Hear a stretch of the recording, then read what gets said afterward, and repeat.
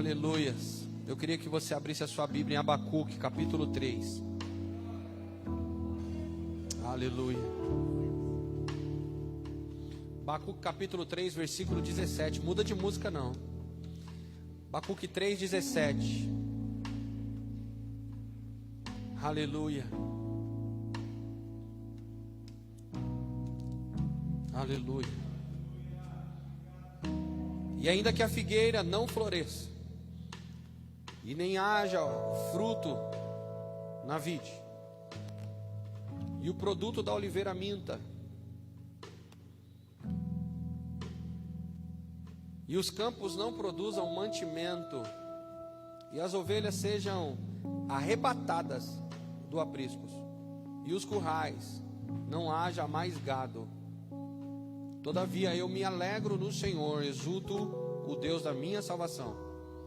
O Senhor Deus é a minha fortaleza, e faz os meus pés como os da corça, e Ele faz andar altaneiramente. Aleluia. Eu queria que você lesse comigo o versículo 18 e o 19, tá bom? Vamos juntos? 1, 2, 3. Todavia eu me alegro no Senhor, Exulto. no Deus da minha salvação. Peraí, tem gente que tá lendo aqui. Vamos ler no telão todo mundo junto? Solta a tua voz aí, vai. 1, 2, 3. Exulto no Deus da minha salvação. O Senhor Deus é a minha fortaleza, e faz os meus pés como os da corça, e me faz andar altaneiramente. Aleluia. Glória a Deus. Você pode se assentar, vocês também. E eu quero, em nome de Jesus, declarar para você o que está no nosso coração essa manhã. E eu tinha certeza que o Espírito Santo, ele ia te falar algo profundo, e ele vai te falar algo. Mas a gente pensa que às vezes o profundo vem de um monte de palavras, e às vezes o que a gente precisa é ouvir algumas palavras. Então eu queria declarar para você esta manhã sobre isso que o Espírito Santo já começou a fazer aqui. E em nome de Jesus, se você abrir o seu coração, eu tenho certeza que você vai sair daqui hoje como um alimento. Eu dei uma carona para a Tamires agora, ela veio no Uber apostólico. Tem o Uber normal, Uber Black e Uber apostólico. E aí ela veio agora e ela estava testemunhando ali e falou: pastor, como que aquela palavra de terça-feira mexeu com a minha vida, eu estava precisando daquilo. E eu falei: que bom, Tamires, pelo menos uma pessoa. Porque se a palavra vai para um já é isso, né? A gente pensa assim, que às vezes a gente prega para 100 pessoas e as 100 vão ouvir. Não vai ouvir. Tem parte de pessoas que não vão dar a mínima atenção para o que você está falando. Mas se servir para 1 ou 2 pessoas já é o suficiente. A palavra já foi para o fim que se destina. E eu quero declarar para você essa manhã, preste atenção aqui o que você acabou de ler. E eu vou dar um tema aqui agora, porque eu falei para o Espírito Santo. Eu falei assim: Espírito Santo, eu não vou... já tem um tempo que eu não fico mais escrevendo coisas, né? Mas hoje eu fui mais além ainda, né? Por mais que eu não escreva, mas eu penso. Mas hoje eu fui mais além, eu decidi não pensar. Eu vim hoje e falei: eu vou chegar lá na louca mesmo, do Espírito Santo. E o que ele falar para fazer, eu faço. Independente. Se ele falar para não falar nada, eu não falo nada. Mas foi batata. Puf. Vocês já começaram a ouvir aí alguma coisa. E aí, já tenho até o tema. Coloca aí o tema: alegria no meio do caos. Alegria em meio ao caos. Alegria em meio ao caos. Caos, você sabe o que é caos? Você já falou essa frase muitas vezes, né? Minha vida está um caos. A cidade está um caos. O trem do Grajaú está um caos. Significa que está feio o negócio, que está bagunçado, que está pronto de explosão, que já bagunçou tudo. Enfim, você pode procurar no dicionário aí. Caos significa que as coisas estão fora de ordem, né? Eu não sei exatamente o que o dicionário fala, mas é coisas fora de ordem. situações em que eu estou abaixando o microfone porque eu estou sentindo muito alto. Toda vez que meu microfone estiver muito longe, não adianta aumentar. É porque eu estou achando que está alto. Nosso combinado é assim agora. Aí se você perceber que eu tenho que levantar o microfone, vai abaixando o volume, eu vou trazendo ele mais para perto. É assim que funciona. Ficou bom esse código, né? Porque aí não precisa ficar falando. Glória a Deus. Então o caos, ele é sinônimo de coisas que saíram do controle. O caos é sinônimo de situações que saíram do controle. E o caos, ele é um problema, porque quando você está no meio do caos, eu acho que eu estou sem retorno nenhum aqui, Wellington, para mim, esse daqui de baixo. Porque eu acho que quando você vê o caos, ou quando você participa do caos, eu não sei o que é pior. Talvez alguém que participou vai dizer, não, pior foi estar aqui quando isso aconteceu. Claro, se foi uma questão de bomba, de morte e tal, pior foi para quem estava lá, óbvio. Mas a pergunta é também, como foi para a pessoa, vamos falar do 11 de setembro aqui, 2001. As torres gêmeas caindo lá, eu estava em casa nesse dia, 7 horas da manhã, mais ou menos, 7h30. Eu lembro que eu estava em casa assistindo aqueles jornais da manhã, nem lembro o que estava passando, algum programa infantil, de manhãzinha, e de repente veio uma notícia, eu comecei a olhar para a televisão e a mulher falando, e quando a jornalista ainda estava falando, a gente que estava assistindo viu nas costas dela, passando um avião e caindo o segundo avião, que já tinha caído o primeiro. E nem a jornalista não viu, depois ela olhou para trás para ver o que estava acontecendo. E, claro, pior para quem ficou lá no meio, quem estava ali no meio e participou de tudo aquilo, foi terrível. Agora, a pergunta é, e para quem viu o pós? Para quem chegou e viu o caos acontecido? Você acha que foi fácil para os bombeiros que estavam vivos? Você acha que foi fácil para os familiares? O que você acha que foi para um familiar ver o caos acontecido? Ele não morreu, ele não estava lá, mas ele estava com um parente lá dentro, um amigo lá dentro. O que foi para uma empresa ver a sua construção não, os seus escritórios destruídos, toda a sua, enfim, o que foi para o prefeito ver a sua cidade daquele jeito? O que foi para os Estados Unidos ver aqueles homens terroristas brincando com vidas? Então, o caos, ele é péssimo para quem está envolvido no meio, quando ele está correndo. Mas também para quem chega depois e está assistindo o que aconteceu.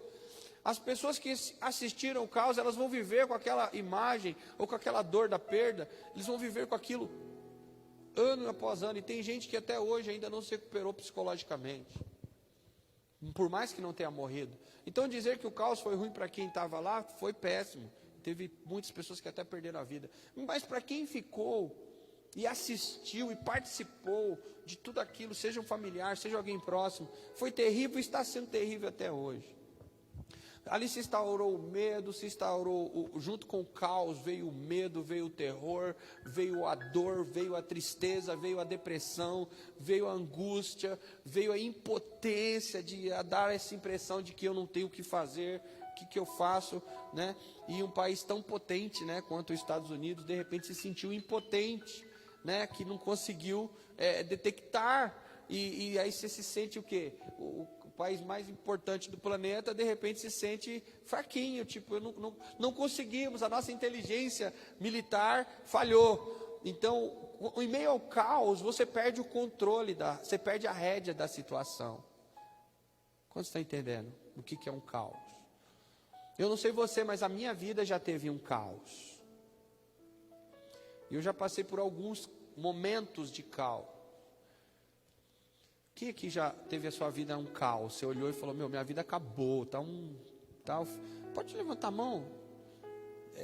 Olha para trás, talvez você tenha a noção de quantas pessoas já se sentiram com a vida um caos. Talvez você não tenha noção, só eu que vejo daqui.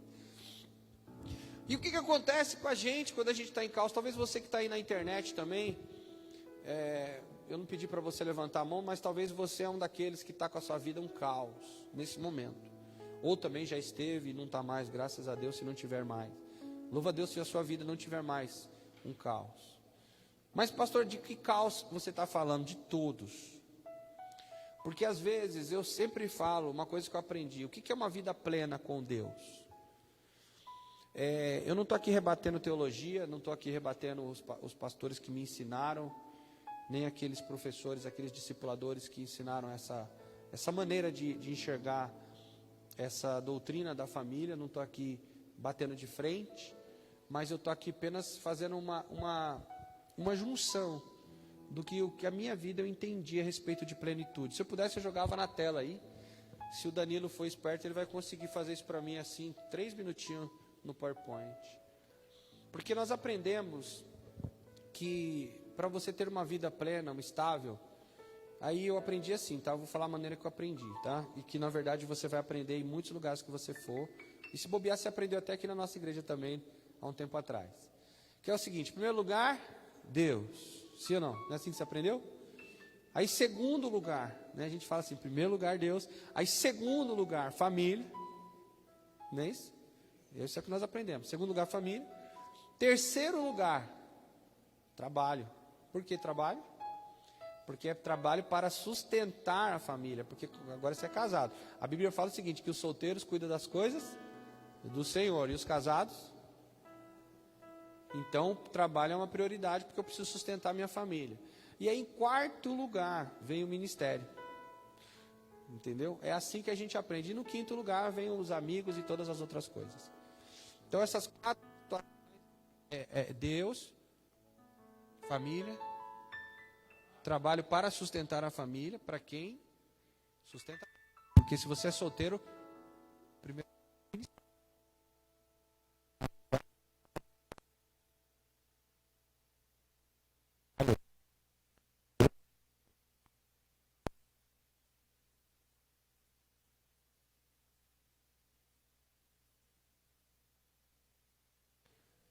Aleluia.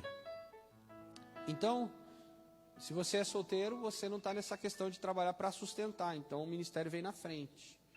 E depois inverte, né? Para os solteiros. Mas, enfim, isso foi o que a gente aprendeu. Está correto em certo sentido. Mas, eu digo, não estou falando que está errado. Estou dizendo que a vida foi rolando comigo. Eu fui aprendendo a respeito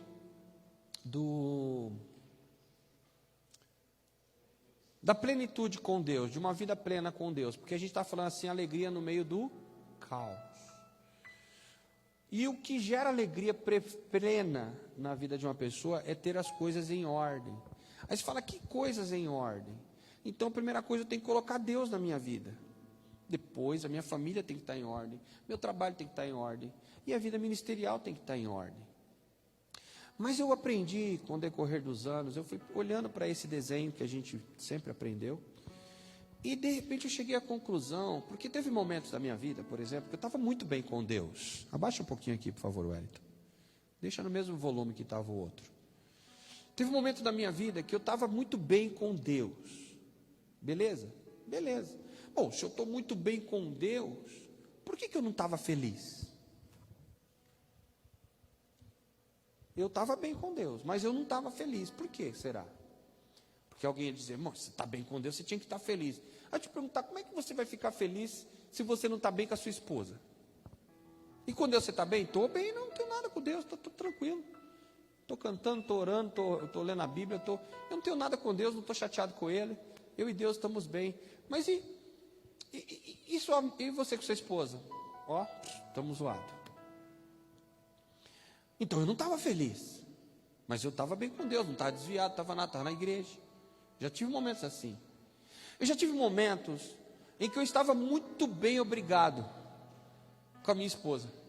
Mas top, a gente estava feliz, aqueles momentos felizes do casamento. Só que nesse momento de alegria conjugal,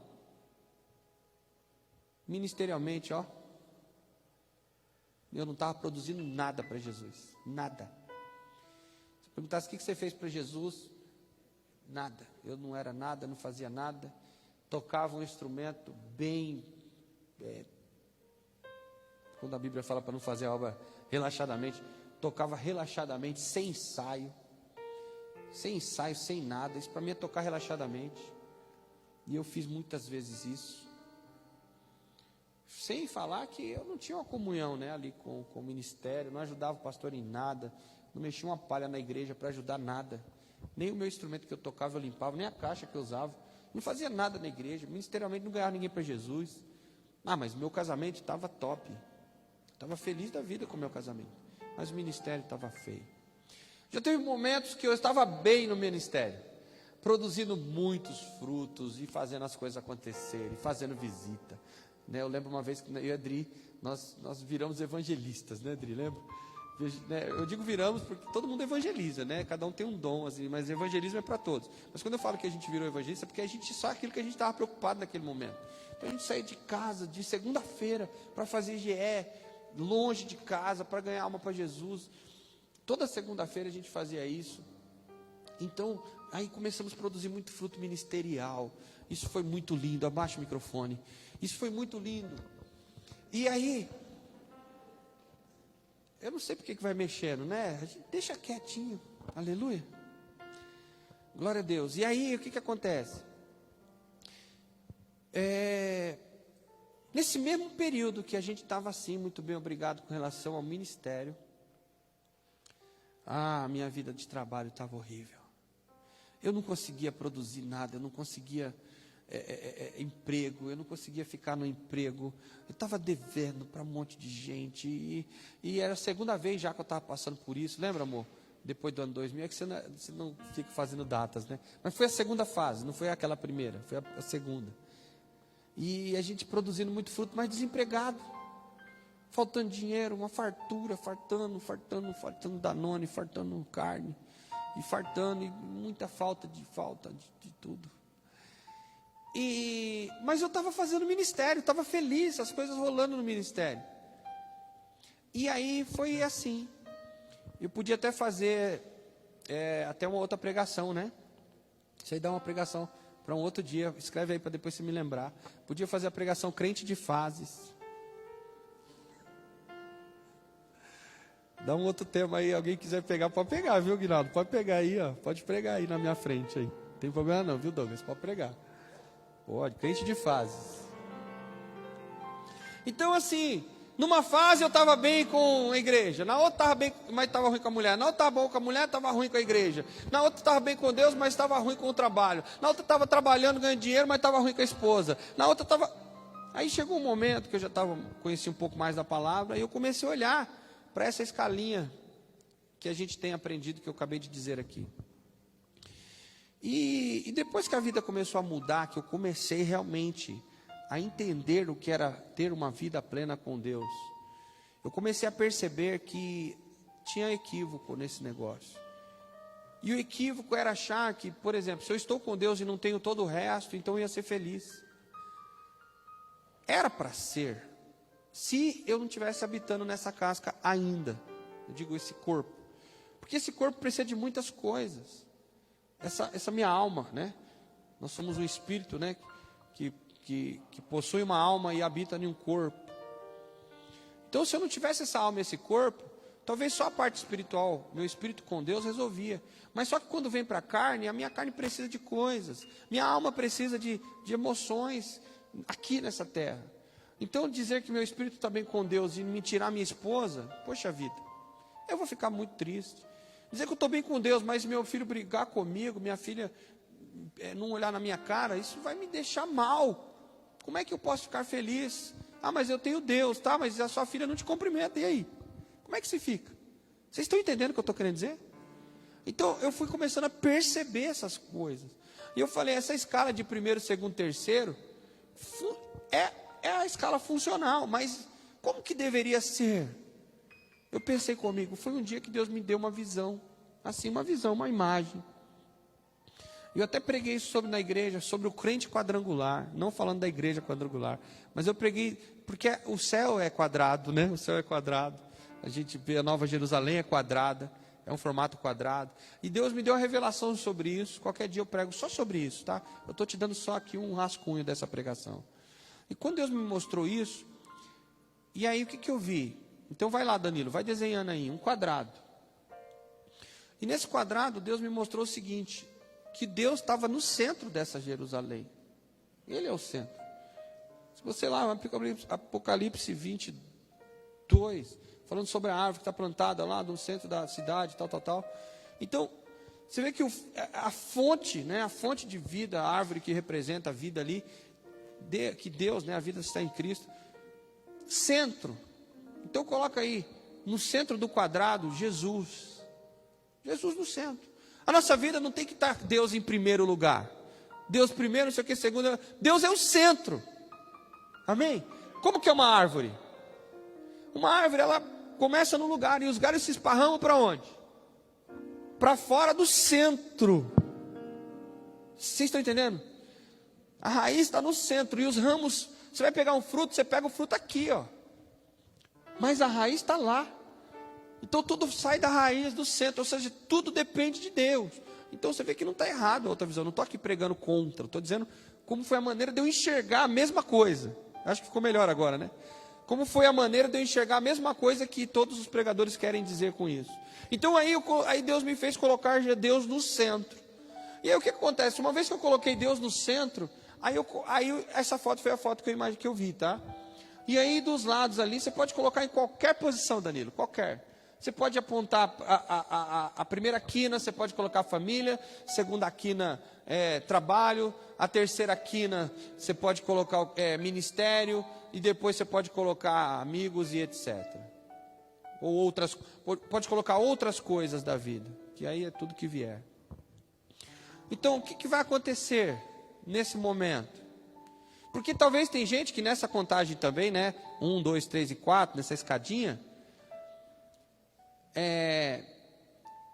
o quinto, né, que seria as outras coisas da vida, dá-se a impressão que eu não preciso delas, né, que elas não são tão importantes. Sim, essas 4 coisas, Deus, família, trabalho e ministério, são as coisas mais importantes. Sim, eu concordo. Só que é o seguinte, dizer que as outras coisas não são, também está errado. Porque quem aqui que já teve um grande, ou até tem até hoje, um grande mesmo. É difícil, é raro, tá? Isso é raríssimo. Mas quem aqui tem um amigo mesmo, amigo. Aquele que é para a vida. Quantos tem um amigo assim? Um amigo. Isso aí você não tem 10 não, viu? Isso aí eu li um livro esses dias, só para você entender. Que o pastor está dizendo que se você chegar no final da tua vida, e você tiver 3, só 3, desse que eu estou falando aqui agora, você já é uma pessoa bem sucedida, porque as pessoas não conseguem mais do que 3. A grande maioria não consegue. Isso é sério. Então eu vou te perguntar de novo. Quem aqui tem pelo menos um amigão? Um amigo mesmo. Glória a Deus. Agora eu vou dizer para você, já que você considera essa pessoa tão amigo assim, você gostaria de excluir ela dessa lista de coisas importantes para a sua vida? Você gostaria que ela te excluísse? Tipo, eu tenho Deus, tenho trabalho, tenho família, tenho não sei o que, e você não é tão importante assim. Você gostaria que você fosse excluído da lista da pessoa? Não. Então o amigo também é importante. As outras coisas da vida também são importantes. Coisas que a vida pode oferecer, né? Aí eu não sei, outras coisas. E aí fica assim.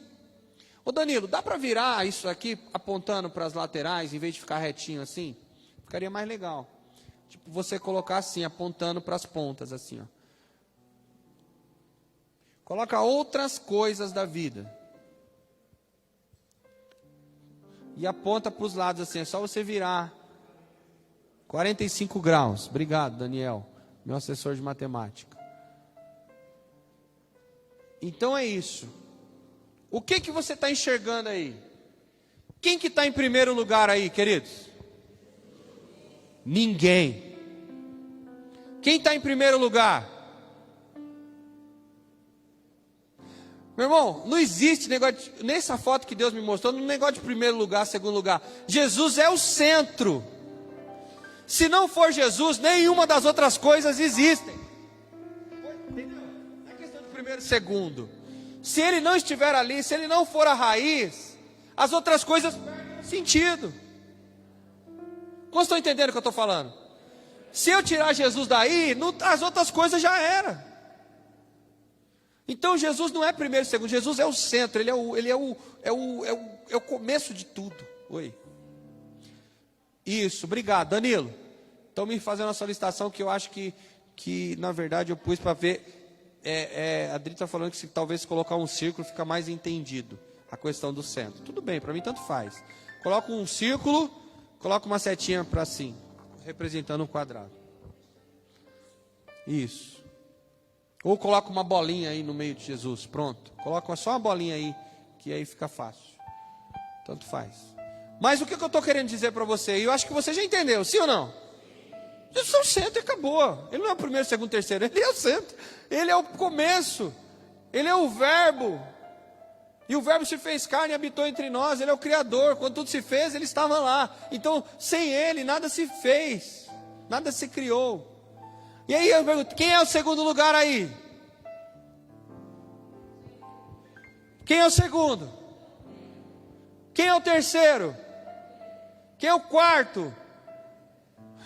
Aí você fala, pastor, mas você tirar essa escala aí de prioridades, vai ficar meio ruim, porque pode ser que a pessoa escolha primeiro o ministério e deixe a família de lado. Do jeito que você está colocando aí, pode ser que a pessoa escolha outras coisas da vida e deixe o trabalho de lado.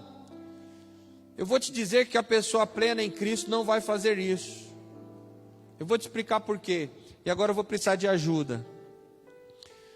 E como é que eu faço para fazer isso? O teatro, cadê o pessoal do teatro? Teatro, vocês têm alguma, teatro ou o pessoal da dança? Vocês têm alguma camisa sobrando? A Isabela está com uma blusa por cima, mas não é uma camisa, né? É uma blusa. Eu precisava... Essa é a inclinação. Um pouquinho mais pra cá, inclina mais um pouquinho. Calma aí que eu tô ajeitando. Sim mesmo. Tô ajeitando aqui. Deixa eu só virar um pouco. Família, né? Família? Inclina um pouquinho mais, aí põe a ponta do ministério um pouquinho mais Eu pra cá. vou... Entendeu? Aham.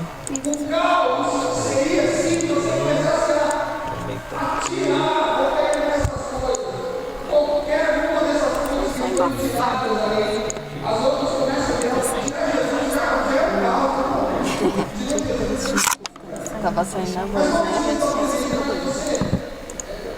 Vou dar falha aqui e sai. Deixa só.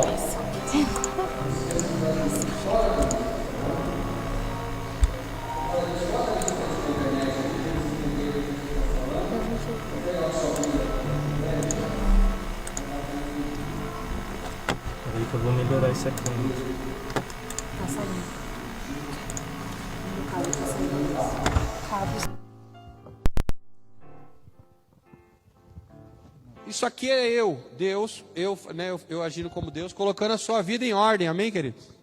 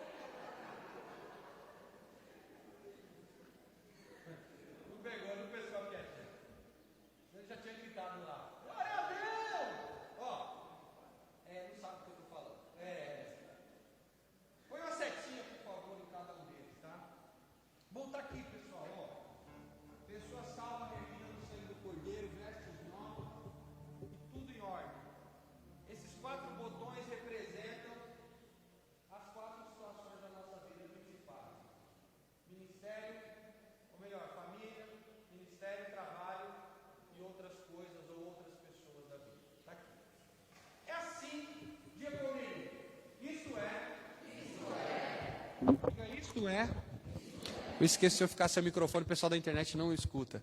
Isto é uma vida plena com Deus. Só que imagina que essa pessoa aqui sou eu no passado. Isso aqui sou eu no passado. E o que eu acabei de falar para vocês? Abaixa um pouquinho o microfone, por favor. O que eu acabei de falar para vocês? Que um dia minha vida estava bem com uma coisa e estava ruim com outra, né? Então vamos colocar. Essa aqui é a minha linha de raciocínio. E eu estava, vamos colocar que esse primeiro botão é aquela contagem antiga, tá? É o botão Deus aqui, ó, Deus. Botão aqui perto do coração, Deus. Aqui é o botão da família, trabalho para sustentar a família e o botão do ministério. Aí, vamos pegar aquele tempo que eu falei para você. Eu estava bem com Deus, mas eu não estava bem com a minha esposa. Certo? Se eu não estava bem com a minha esposa, as outras coisas estavam funcionando, menos o meu casamento.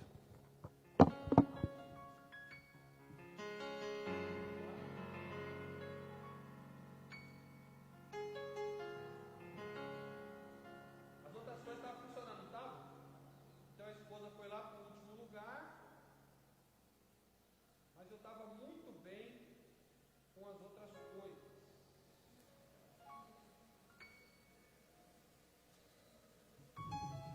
E a minha esposa foi lá para o último lugar.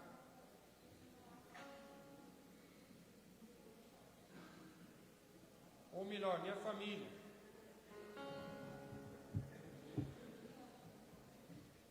Tá legal, não tá? Fala, São Paulo.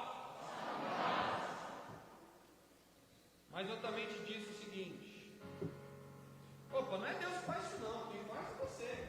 Porque Deus quer a sua vida plena. Então quem bagunça tudo não é Deus. Quem transforma a vida da gente em um caos é a gente mesmo. Então vamos lá. Desabotou. Porque agora, não, pode deixar isso aqui. Porque agora a sua vida está bem. Presta atenção. Você está trabalhando. Que é esse, cadê? É o terceiro. Você está trabalhando, assim, você está trabalhando.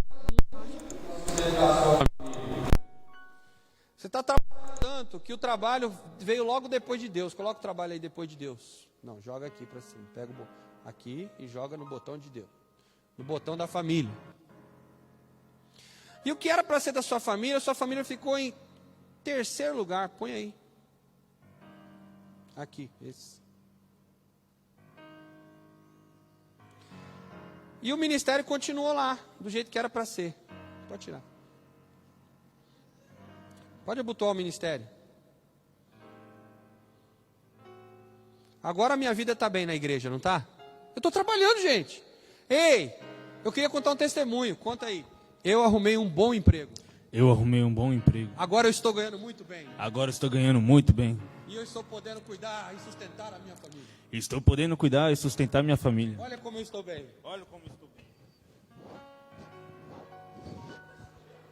Quantos crentes você já viu dizendo isso? Desabotou tudo de novo. Porque agora você melhorou a sua vida. Porque agora você começou a trabalhar na igreja, cara. Aleluia. Eu estava esperando isso de você. Você começou a trabalhar no seu ministério. E sabe para quem você está trabalhando? Não. Para mim. Eu sou Deus. O ministério é de Deus, não é? E você está trabalhando tanto que você pegou e colocou o ministério na minha frente. O ministério é o último aqui, o quarto. Pega o ministério e joga aqui no lugar de Deus.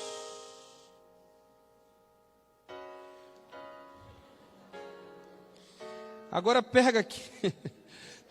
Espera aí, só que é o seguinte, só que você está trabalhando tanto no ministério e você está dando muito valor ao quê? Vamos colocar qualquer coisa, me ajuda aí.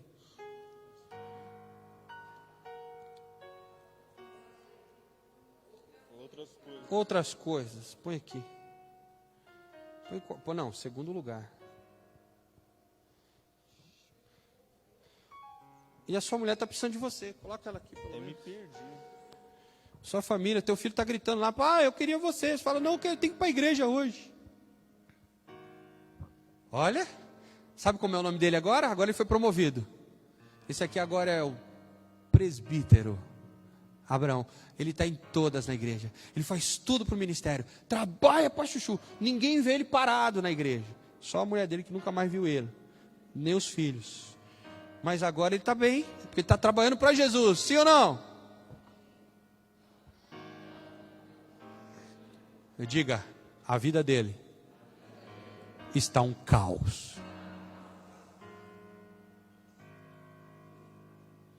Aí a mulher dele desanimou, os filhos não querem mais ser crentes, porque não vê o pai, a mulher desanimou, ele perdeu o emprego. Como ele tinha tirado Deus, e estava preocupado mais com trabalhar para Deus do que Deus. Vou repetir, ele estava mais preocupado em trabalhar para Deus do que o próprio Deus. Vou repetir, ele estava mais preocupado em trabalhar para Deus do que preocupado com Deus.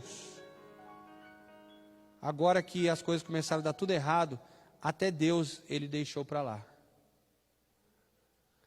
Em Marta. Não, estou fazendo comida para Jesus.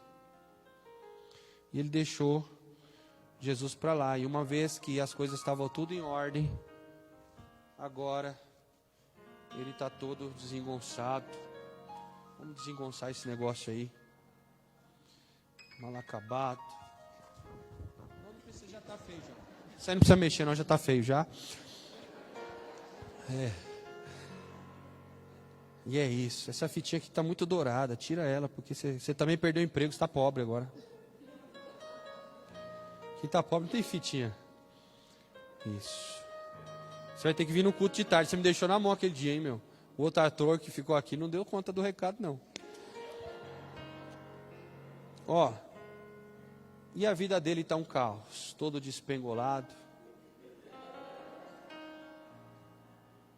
Isso aqui, diga comigo, isso é a imagem de um caos.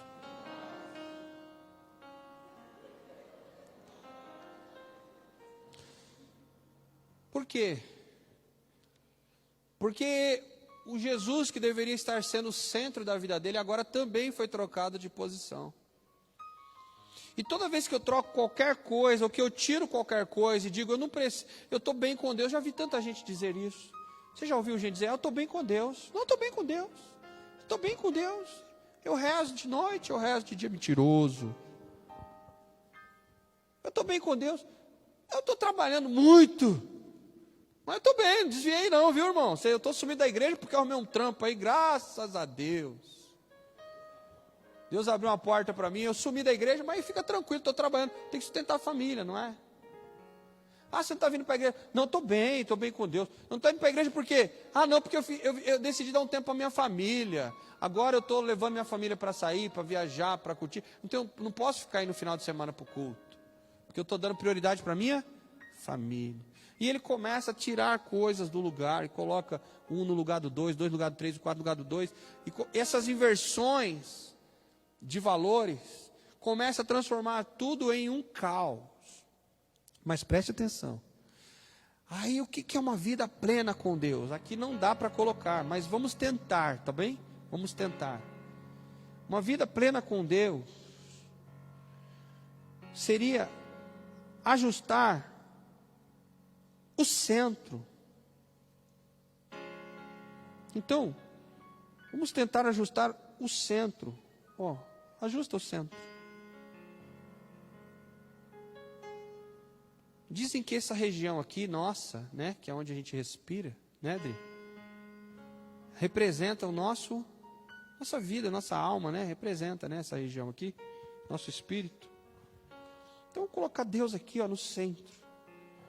Uma vez que Deus está no centro, eu tenho família também, Ele sabe disso, que eu preciso de família. Então, Deus vai me ajudar a resolver minha família. Ele sabe que eu preciso trabalhar, coloca aí, Ele sabe. Ele sabe que eu preciso de amigos, coloca aí. Ele sabe que eu tenho que trabalhar para Ele, coloca aí, trabalho para Jesus, ministério. Ele sabe que eu preciso de amigos. Só que você falou, pastor, só tem 4 botões. Já foi 5 aqui.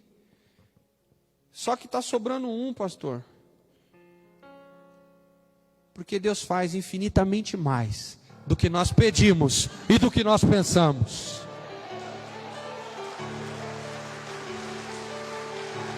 Aleluia! E aí você volta a ter uma vida com Deus, pode abotoar. Aleluia! E Deus gosta dos filhos dele alinhadinhos. Então vamos alinhar aqui. Me perdoe aqueles que estão pregando que Deus não está olhando para a roupa. Deus realmente, para a roupa Deus não está olhando não.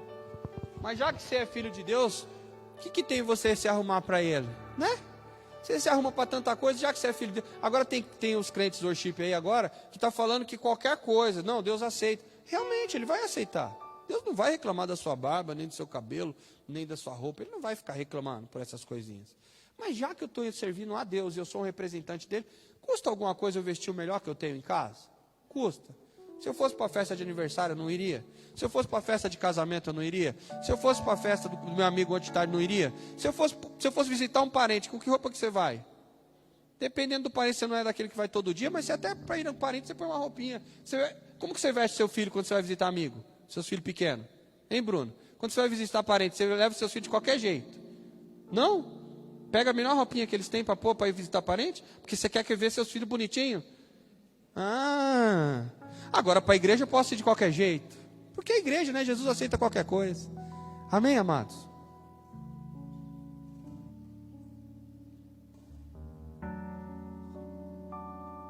Não, mas pega completa aí. Ajuda aí. Aleluia. Daí. Aleluia, obrigado. E uma vez que está tudo alinhado, minha vida está em ordem, eu posso pegar o melhor que eu tenho em casa e me apresentar diante dele. E se eu não pegar o melhor que eu tenho, Deus não vai me aceitar? Vai, irmão, deixa de ser ignorante. Sabe, eu também concordo, Deus está preocupado com roupa não, mas eu estou preocupado em ser melhor para Ele, amém? É uma pregação que as pessoas não estão fazendo mais. Por que vocês estão alinhadinhos hoje? Por que pastor, por que você está de gravata? Por que você veio de terno? Irmãos, hoje é Santa Ceia. Hoje é um almoço especial. Eu estou aqui na igreja todo dia, de qualquer... Vocês sabem que eu venho de camiseta, vocês sabem, eu venho de camiseta, eu venho normal de jeans, todo dia eu estou aqui assim. Mas hoje é um almoço especial. É assim. Mas por quê? Qual a diferença? A diferença aqui é um almoço especial. E eu quis vir assim. Por quê? Porque eu acho legal a gente ficar mais bonito para Deus. Porque estar assim, vamos ser bem sinceros, vamos ser bem honestos. Tem gente que fala que não está nem aí para a roupa, né? Então estuda marketing. Estuda marketing. Estuda sobre marketing pessoal. E aí você vai saber se roupa fala ou não fala. Aí você fala, mas Deus não olha. Deus não vê como o homem vê. Isso é verdade ou mentira? Verdade. Deus não olha para nada disso aqui. Deus não vê, repete comigo, Deus não vê como o homem vê. Está certinho, Deus não. Mas e o homem vê como? Diga, o homem vê como o homem. E aí o homem está olhando para alguém que se diz representante de Deus. O que ele está vendo? Adianta você bater e dizer, não, mas eu sou de Deus. O que ele está vendo? Então, você não está se vestindo para Deus, você está se vestindo para o homem. Você está entendendo? Porque de alguma maneira os seus trajes também representam. A palavra é sobre isso, pastor? Não. O que eu estou querendo dizer é que quando Deus alinha a sua vida, todas as coisas vão ser alinhadas na sua vida. E eu vou dizer mais, até aquelas pessoas que andavam maltrapilhas, né? Como diz, maltrapilhas. Até alguém vai olhar para os parentes, vão dizer, tá mais bonito, tá mais cheiroso, cabelinho penteado, até que enfim. Depois você ficou crente, nem.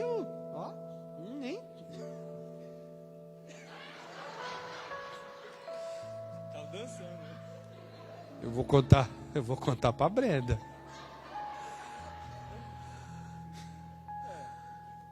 Nossa, pegou aqui agora.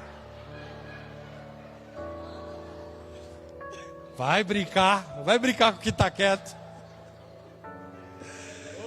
Aleluia.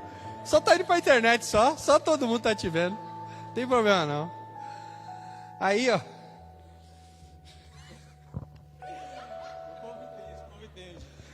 Aleluia. Glória a Deus. E aí, queridos, mais importante do que todas as coisas físicas, claro que é ter a vida de Jesus no centro. E participar do corpo de Cristo. Porque assim Ele nos ensina.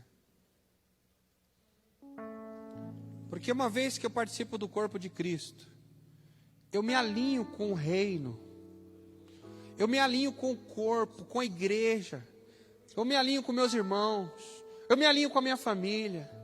Se as coisas estavam em desordem, o corpo de Cristo coloca as coisas em ordem. As maldições são lançadas fora, porque Cristo levou sobre si as nossas maldições. Se eu estava com doenças incuráveis, as doenças passam a ser curadas. O corpo de Cristo me faz ficar livre do pecado.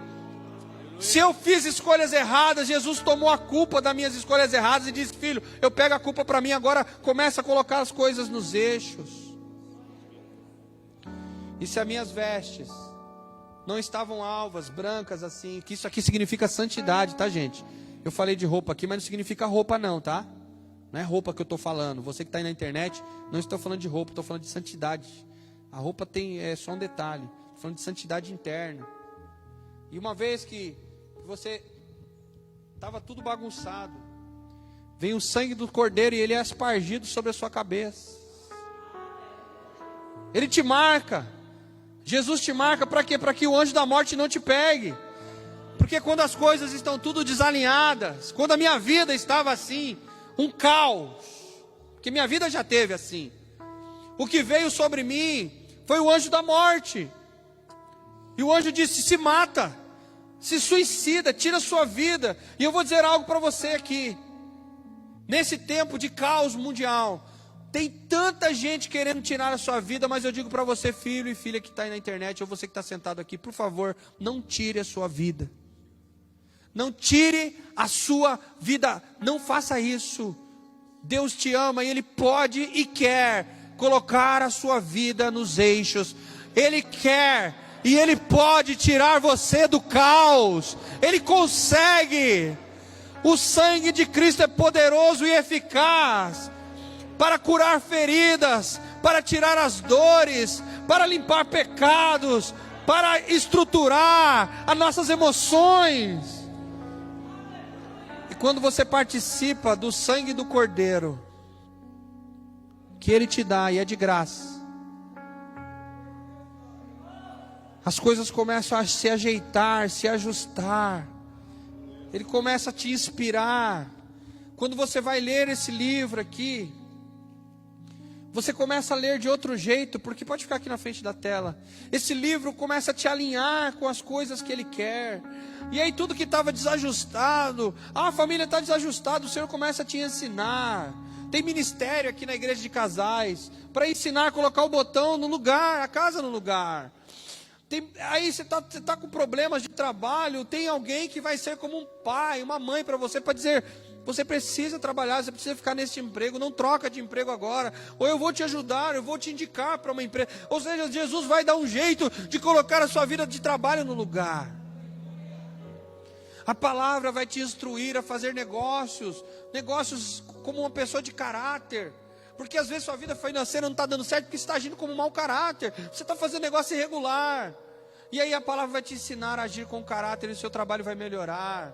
Sabe, você vai ter discipulador. E aí a Bíblia vai ensinar o seu discipulador através do Espírito Santo a te guiar pelo caminho ministerial que não atrapalhe a sua vida, a sua casa, a sua família.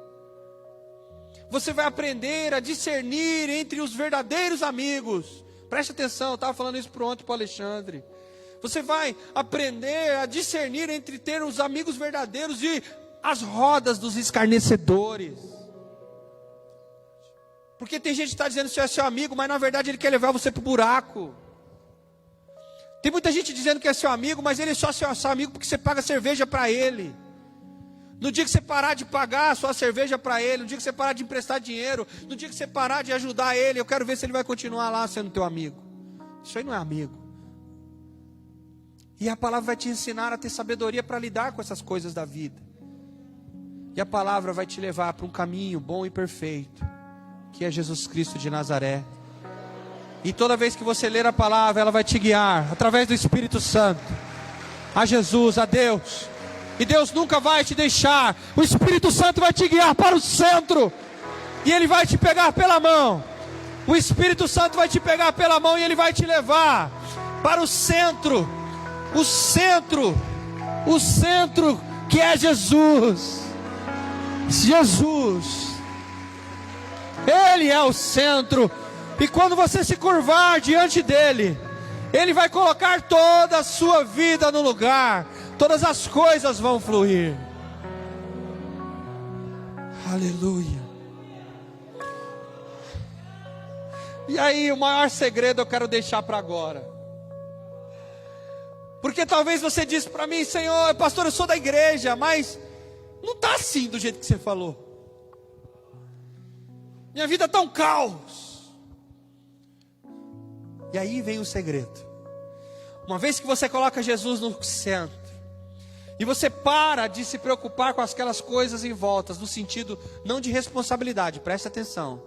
Não confunda parar de se preocupar com parar de ter responsabilidade. Pelo amor de Deus, são duas coisas diferentes. Parar de ter responsabilidade é largar para lá e dizer: eu não tenho nada a ver com isso. Sim, nós temos a ver com o nosso trabalho, nós temos tudo a ver com a nossa família, é nossa responsabilidade o ministério, é responsabilidade trabalhar, é responsabilidade cuidar dos nossos amigos, outras coisas da vida. Tudo isso é responsabilidade, não fuja das suas responsabilidades. Amém? Mas quando você parar de se preocupar, o que é preocupar? A palavra já diz, uma pré. Eu estou me preocupando antes,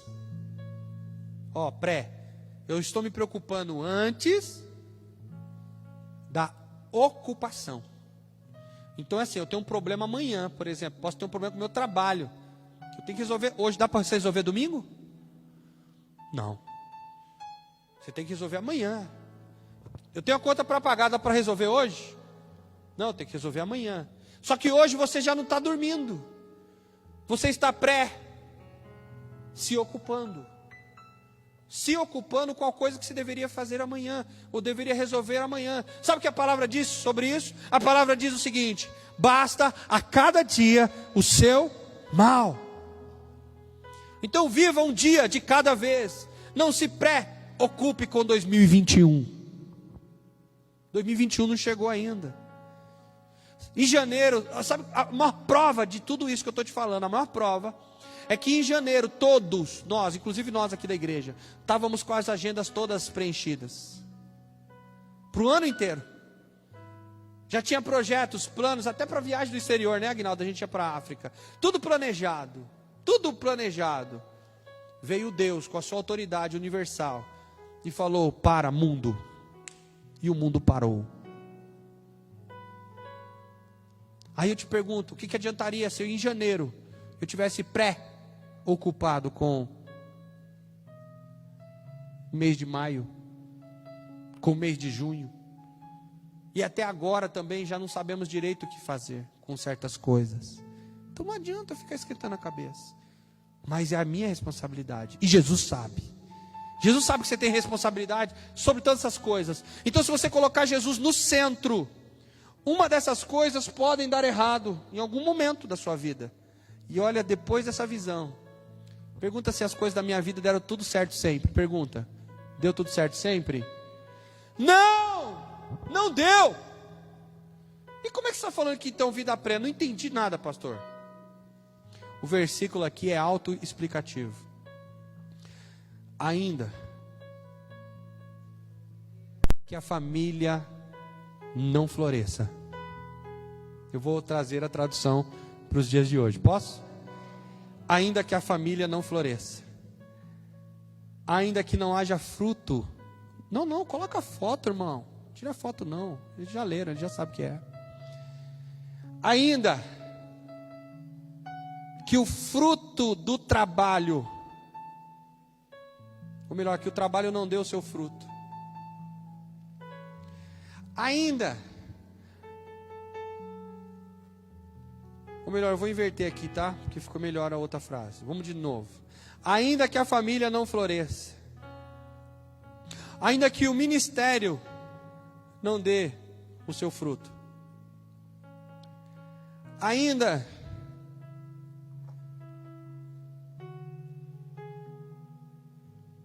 família, ministério, ainda que as outras coisas da vida mintam, e ainda que o trabalho não produza o mantimento, e ainda que todas as outras coisas sejam arrebatadas da sua vida, todavia, eu me alegro no Senhor e exulto no Deus da minha salvação, porque Ele é o centro da minha vida. E se Ele estiver no centro, tudo que puder estar em caos, ainda que eu olhe e veja o caos, ainda que eu olhe e veja desordem, ainda que eu olhe e veja as coisas fora do lugar, Jesus, Ele sendo o centro, Ele é poderoso, e a vida dEle, a palavra dEle é eficaz para transformar o caos em um ajuntamento de perfeição, em uma reestruturação. Ele é perfeito em transformar o que não era para ser. E hoje, e ele está dizendo aqui, ó, no versículo, agora pode jogar no telão, versículo 18: todavia eu me alegro no Senhor e exulto no Deus da minha salvação. No Deus da minha, no Deus da minha, no Deus da minha. E ele coloca aqui então o seguinte: eu posso estar no meio do caos, mas a verdade é uma: a minha salvação é mais importante do que todas as outras coisas desta vida. A minha família é importante para mim, o meu trabalho é importante para mim, ministério é importante para mim, mas se tudo tiver um caos, e ainda me resta a salvação eterna, ainda me resta subir aos céus com Ele nas nuvens. O Rei está voltando, e o mais importante de hoje é ter a certeza da salvação. É nela que eu tenho que me alegrar, diz o Senhor. Aleluia. Oh! Ainda que a figueira não floresça e não haja fruto na vide,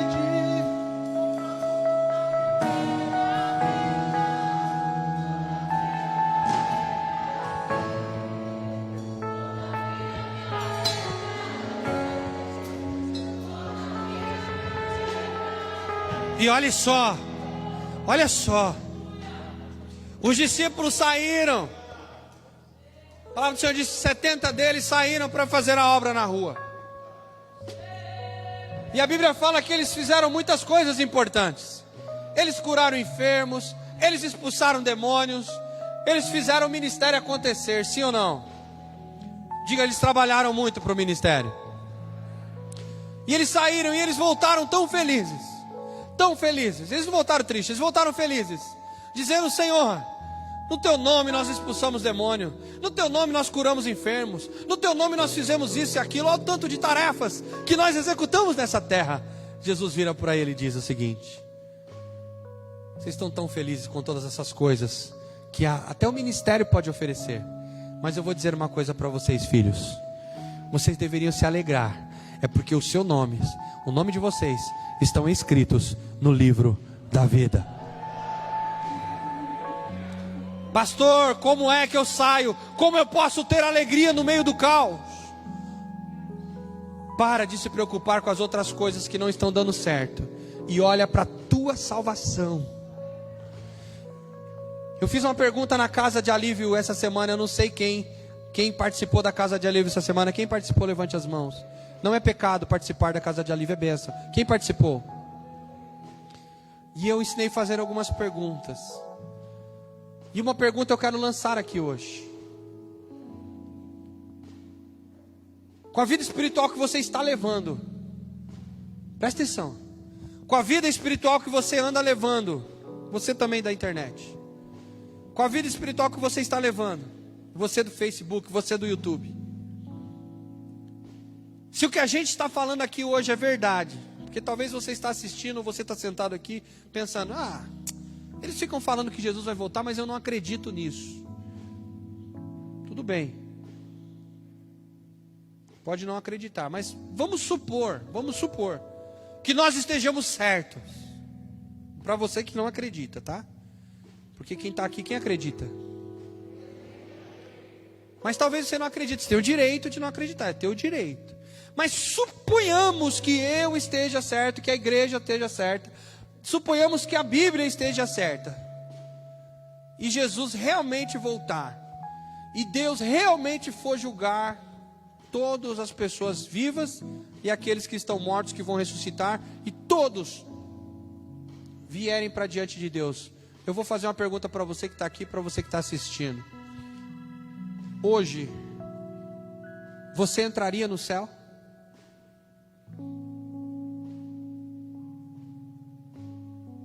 Você tem certeza que você está salvo hoje? Se Jesus voltar hoje, você tem certeza que você iria para a glória com Ele?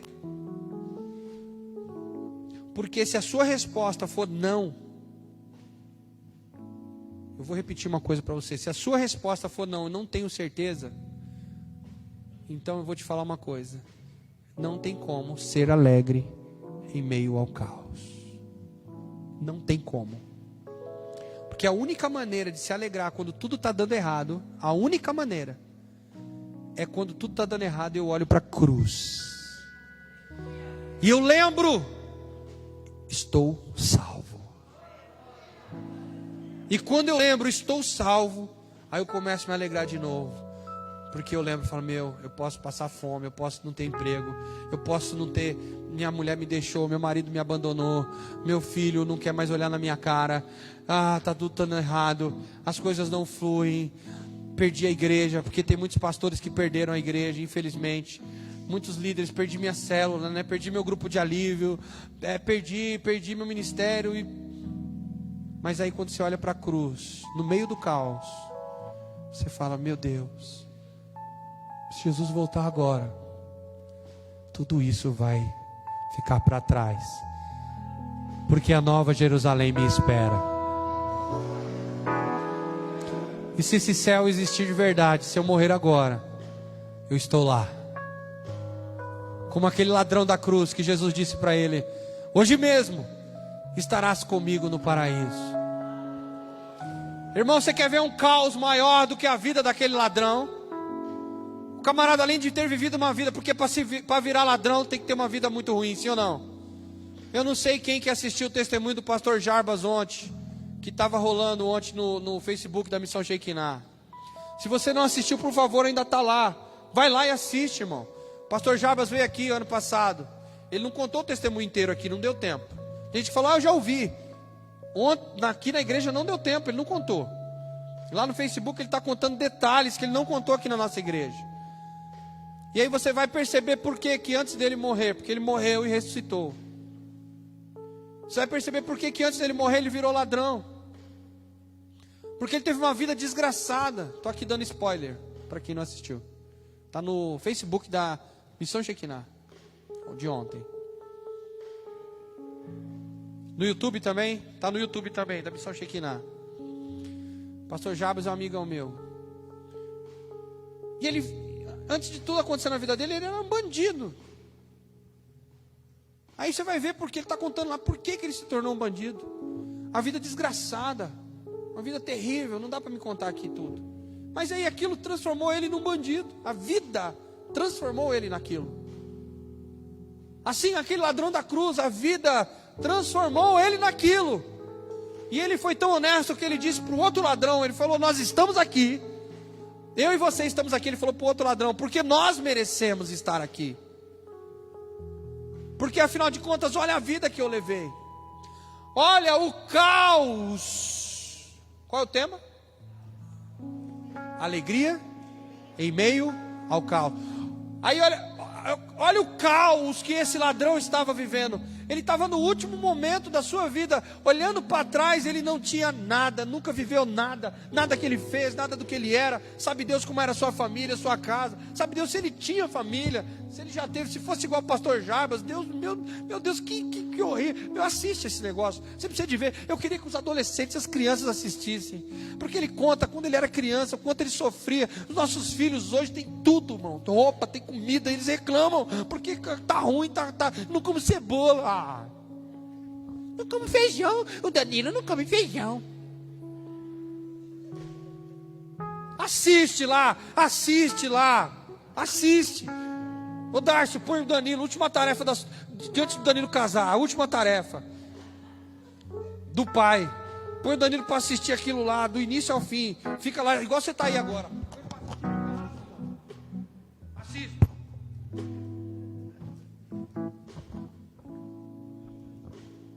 Vai ficar com vergonha de dizer que não come ovo.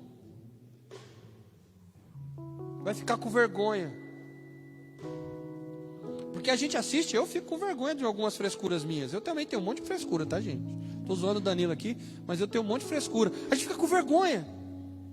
E aí, imagina aquele ladrão, talvez ele passou a mesma coisa. A cara já está fazendo um compromisso ali com a Maria, de vai ficar lá assistindo. Tem que assistir mesmo. Tem que assistir mesmo. Na verdade, eu vou até dar uma dica aqui. O Everson está aí? O Everson, tira um dia com todos os adolescentes quando voltar presencial. Bota todo mundo para assistir junto, dentro de uma sala. Todo mundo junto. E aí você faz um debate no final sobre a vida que eles estão levando hoje e a vida desse moço. Dá para fazer na cela de criança, dá para fazer. Talvez se não quiser pegar o inteiro, o testemunho inteiro, pega só a parte, só a primeira parte. Passa só a primeira parte. E esse ladrão da cruz não era diferente. Por isso ele se tornou ladrão.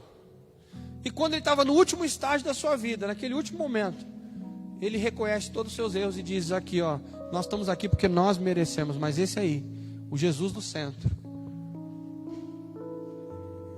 ele não fez nada para estar aqui. E ele está aqui só por causa de mim e de você. E Jesus virou para ele e falou: filho, hoje mesmo, Jesus estava prevendo a morte do cara, irmãos. O cara morreu naquele dia, porque Jesus não ia mentir. Jesus falou: hoje mesmo estarás comigo no paraíso. E de uma vida de caos, num momento de caos, pendurado também numa cruz, teve um homem que recebeu alegria. Foi o ladrão que estava do lado de Jesus. Porque no meio do caos, no final da sua vida, no momento de uma morte maldita, ele teve a alegria da salvação. Todavia, eu me alegro no Senhor e exulto o Deus da minha salvação. O Senhor é a minha fortaleza e faz os meus pés como da corça e me faz andar altaneiramente. Pastor, mas eu não vou morrer hoje, eu acho. E aí? Para o ladrão está tudo certo porque ele morreu, mas e eu? Fala para a pessoa que está do seu lado: você. Fica de pé primeiro, fica de pé. Vira para o teu irmão e fala: você vai continuar aqui por enquanto. Não sei se só hoje, não sei se essa semana que vem, ou você estará aqui o ano que vem. Mas uma coisa eu sei: enquanto o caos estiver pegando, enquanto Jesus for o centro, você verá o caos, e como a corça, você vai andar por cima do caos assim, ó, altaneiramente. Você vai pular por cima do caos. Você vai passar por cima do caos. Por cima do caos. Por cima do caos. Por cima do caos. Por cima do caos.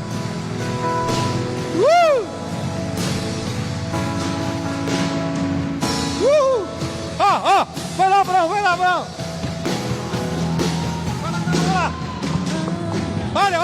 Olha o caos da sua vida. Olha o caos da sua família. Pula aí, corça. Você é a corça. Você é a corça. Olha o caos chegando. Olha o caos chegando. Olha o caos chegando. Ainda que a figueira